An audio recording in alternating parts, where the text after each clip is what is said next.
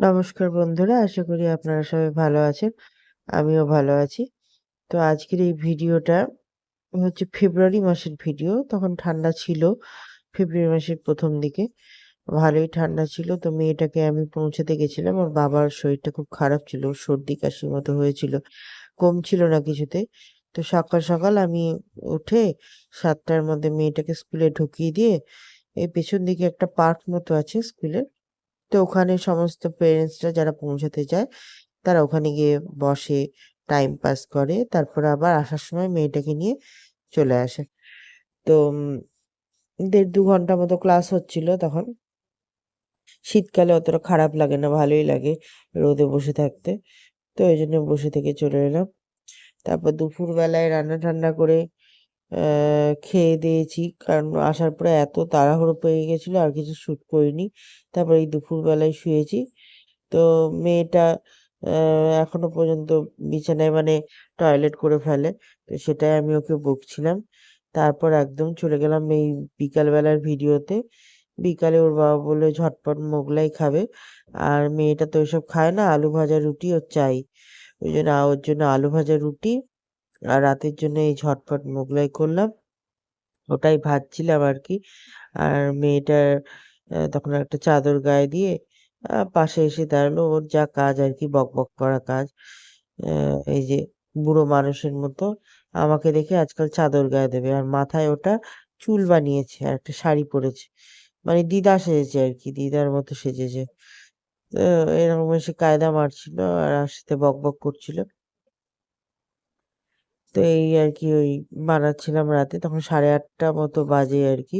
এবার খেয়ে-দেয়ে শুয়ে পড়বো। আর শীতটা তো ছিল খারাপ না। তো বেশি রাত করে আর শুই না আরকি।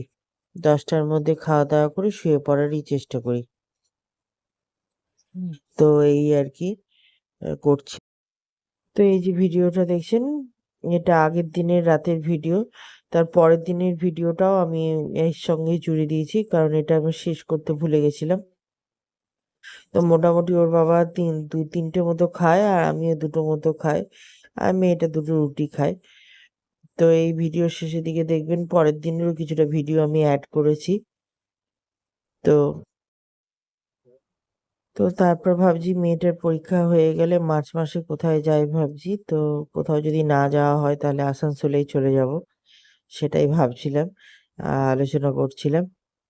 তো ওর বাবাকে খেতে দিয়ে দিলাম। ওর বাবা বলল আর ভাল লাগছে না, বেশি রাত পর্যন্ত জাগবে না আরকি। তো খেতে দিয়ে দিয়েছিলাম টেবিলে। আর আমরাও বসে পড়লাম অন্যদিকে। মেয়েটাকে তো এখন পর্যন্ত খাইয়ে দিতে হয়। না হলে ওই থালা নিয়ে হয়তো বসেই থাকবে ২-৩ ঘন্টা। ওইজন্য খাইয়েই দিই বেশিরভাগ সময়। আর মেয়েটা বাবার সাথে একবার যাচ্ছিল বাবা কি খাচ্ছে একবার দেখতে। নিয়ে তারপরে আমি আর মেয়েটাও খেতে বসে গেলাম। তো একটা থালায় ওর নিয়েছিলাম আর একটা থালায় আমার নিলাম। তো একবার ওকে খাওয়াচ্ছি আর একবার আমি খাচ্ছিলাম।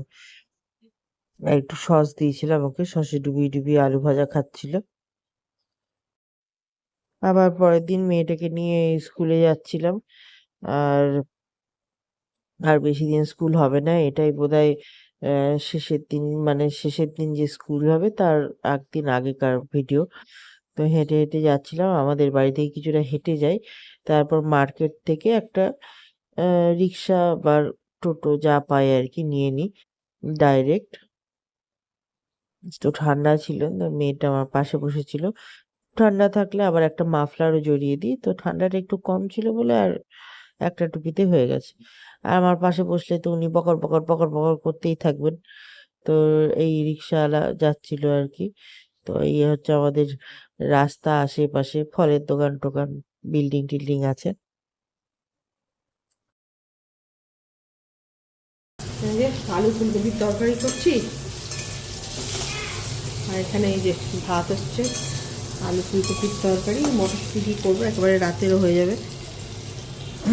আমি এলাম স্কুল থেকে, ওই চা বানিয়েছি, চা বানিয়েছি করি দেখি। একবারে জামা কাপড় কাচা আছে, শুক্রবার তো আজকে, ওই জন্য জামা কাপড়টা কাচবো। একটা চাদর ভেজানো আছে।